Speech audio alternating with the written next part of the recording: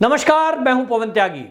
पंजाब के पूर्व सीएम कांग्रेस के senior leader captain Amarinder Singh Delhi आए और दिल्ली में अमित शाह से मुलाकात की लगभग 50 मिनट। इस 50 मिनट की मुलाकात में सारा मीडिया उनकी इंतजार कर रहा था। कयास लगाए जा रहे थे कि कुछ ही समय में ये जेपी नड्डा से मिलेंगे, फिर घोषणा होगी कि ये बीजेपी में शामिल होंगे। लेकिन जिस तरह से मौन होकर वो बिना मीडिया से बात करे हुए निकले, उसके बाद ये कयास लगाए जा रहे हैं कि अमित शाह से मिलकर सीधे सीधे जाना ये कहीं बड़ा गेम प्लान है कैप्टन अमरिंदर सिंह का। और अब जो अंदर से खबर आ रही है वो ये है कि कैप्टन अमरिंदर सिंह, क्योंकि सीनियर मोस्ट लीडर है कांग्रेस के, राजीव गांधी के समय से उनका काम करने का एक्सपीरियंस है राजनीति का,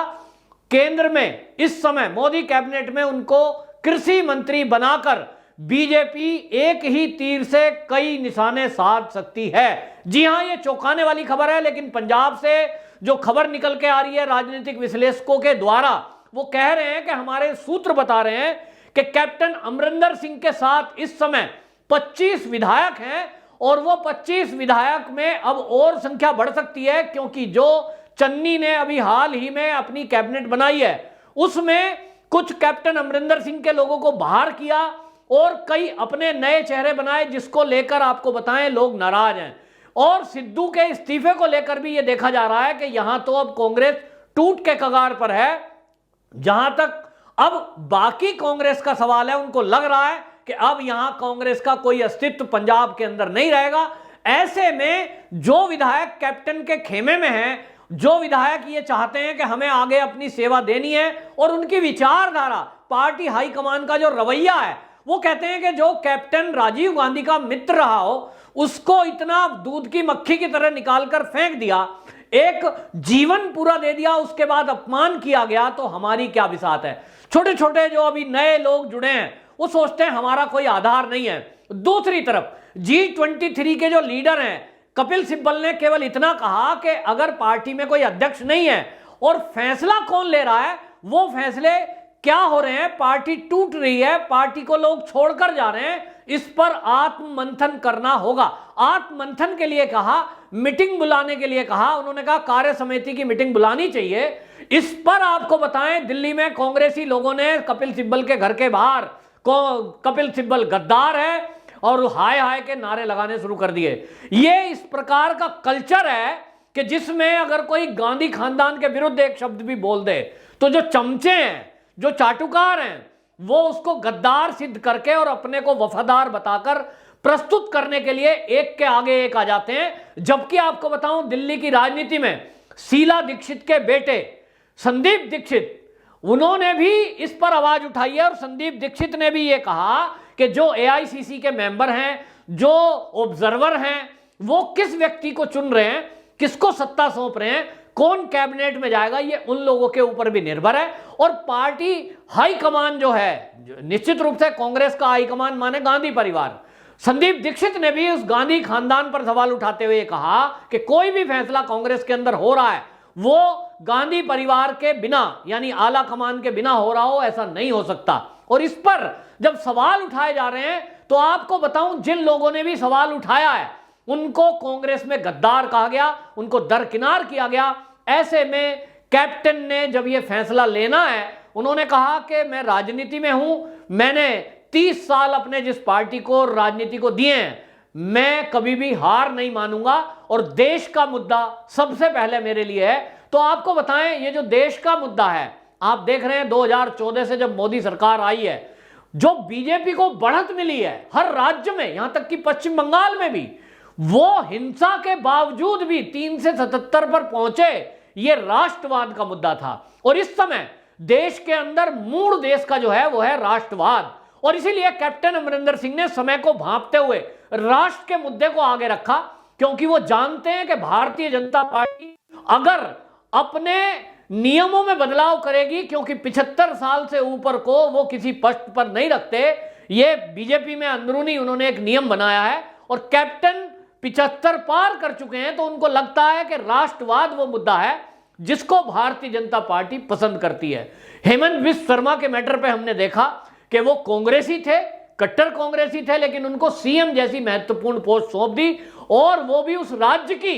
जिसकी सीमाएं चीन के नजदीक हैं। अब आप समझिए कि इतना महत्वपूर्ण राज्य और उसकी सत्ता सौंप दी एक कांग्रेसी को। यह बीजेपी का डिसीजन केवल इसलिए है कि हेमंत विश्व शर्मा ने विश्वास दिलाया पार्टी हाईकमान को, बीजेपी को, कि मैं राष्ट्रवाद के मुद्दे पर कोई समझौता नहीं करूंगा, और कांग्रेस के अंदर रहते हुए जो मेरे वक्तव्य थे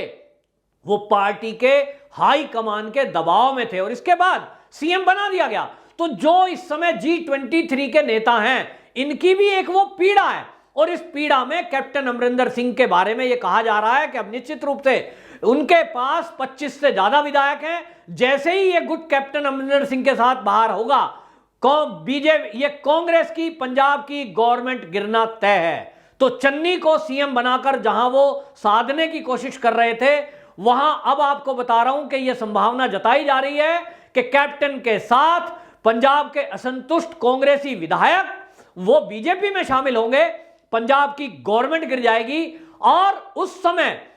ये जो कैप्टन अमरिंदर सिंह है, इनको केंद्र में कृषि मंत्री बनाकर बीजेपी एक बड़ा फैसला लेने जा सकती है कि उनको कृषि मंत्री बनाकर ये जो 3 कृषि बिल हैं जिसको लेकर पंजाब से चला हुआ आंदोलन वो दिल्ली तक और देश में फैला, जिसके बारे में कैप्टन अमरिंदर सिंह पहले भी बोल चुके हैं कि यह आंदोलन पंजाब से चला और दिल्ली तक पहुंचा, इसके पीछे कांग्रेस है, कांग्रेस इसकी फंडिंग कर रही है, ऐसा कई लोगों ने आरोप लगाए और इनके विधायक भी बोले। तो अब ये जो 3 कृषि बिल हैं जिस पर सुप्रीम कोर्ट ने भी 1.5 साल के लिए स्टे लगाया है, देश में आंदोलन चल रहा है, और हम जान रहे हैं कि 2022 में कुछ राज्यों में चुनाव है, जिसमें उत्तर प्रदेश सबसे बड़ा राज्य है और हमारे देश का महत्वपूर्ण राज्य है, देश की राजनीति तय करने वाला राज्य है। तो इसलिए भारतीय जनता पार्टी नहीं चाहेगी कि चाहे 2 सीट पे ही क्यों ना इन बिलों का इफेक्ट जाता हो, वो 2 सीट भी अपने हाथ से क्यों गवाए, और इसलिए यह माना जा रहा है कि 3 कृषि बिलों को पुनर्वापसी या उसके जो पॉइंट हैं, जैसे वो एमएसपी पे गारंटी चाहते हैं किसान, इसको लेकर कुछ और बातें जो किसान कर रहे हैं, जो मुद्दा उठा रहे हैं, उसको लेकर अगर कोई फैसला करना है तो वो श्रेय कैप्टन अमरिंदर सिंह को दिलवाया जाए, जिससे कि कैप्टन का कद ऊपर जाए। हमने देखा भी है भारतीय जनता पार्टी की जो वर्किंग स्टाइल है वो ये है कि जिसको भी उन्हें आगे ले जाना होता है, पहले वो उसको सुर्खियों में लाने के लिए कहीं ना कहीं कोई जगह बनाते हैं उसकी, उसके बाद जब वो हाईलाइट हो जाता है उसका कार्यशैली भी देखी जाती है, और उसके बाद उसको कोई बड़ी जिम्मेदारी दी जाती है। अभी हमने देखा शुभेंदु अधिकारी को देखा किस तरह से विपक्ष के नेता बनाए हुए हैं, दिलीप घोष के बारे में देखा कि अध्यक्ष थे पश्चिम बंगाल के, लेकिन अब उनको जो है पार्टी में ऊंचा पद दिया गया। तो ये बीजेपी का एक कार्य करने का अंदाज है अपना कि वो पहले लोगों को परखती है, देखती है, और राष्ट्रवाद जिसके अंदर उन्होंने देखा, फिर चाहे वो किसी भी पार्टी से आया हो, ये राष्ट्रवाद के मुद्दे को लेकर वो कोई समझौता भारतीय जनता पार्टी नहीं करती। ज्योतिरादित्य सिंधिया जिनकी 3 पीढ़ी कांग्रेस में थी, जतिन प्रसाद जिनकी 3 पीढ़ियां कांग्रेस में थी, उनको मंत्रिमंडल में लाकर बीजेपी ने यह बता दिया कि कोई अगर हमारी पार्टी में आना चाहता है, राष्ट्रवाद के मुद्दे पर हमारे विचारधारा से सहमत हो और हमारी विचारधारा को आगे बढ़ाए, वो हमारे पास सम्मान के साथ किसी भी पोस्ट पर हम उसको रख सकते हैं। दूसरी तरफ आप देख रहे हैं दिल्ली में कपिल सिब्बल, जिसने अपना जीवन के इतने बड़े क्षण लगाए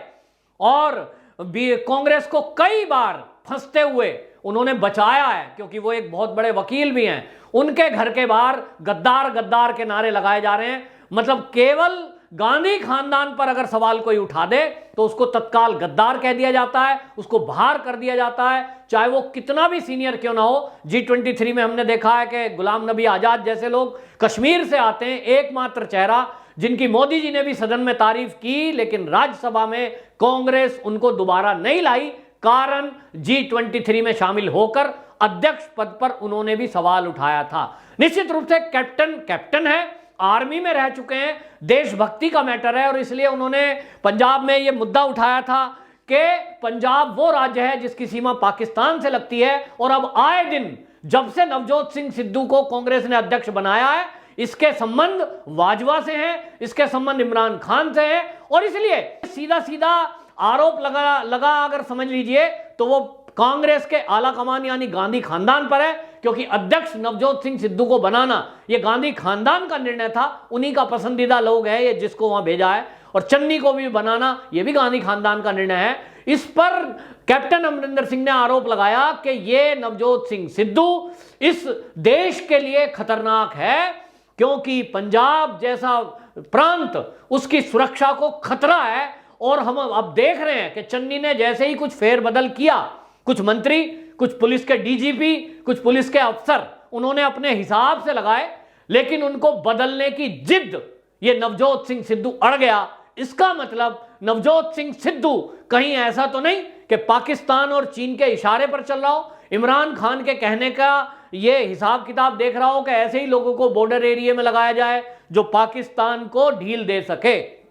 तो ये बड़ा सवाल है। दूसरी तरफ ये बड़ी एक अंदर से खबर पंजाब से आ रही है कि ये आंदोलन, किसान आंदोलन को खत्म करके भारतीय जनता पार्टी पूरे देश में एक तरफ किसानों को संतुष्ट करने का काम करेगी, खुश करने का, दूसरी तरफ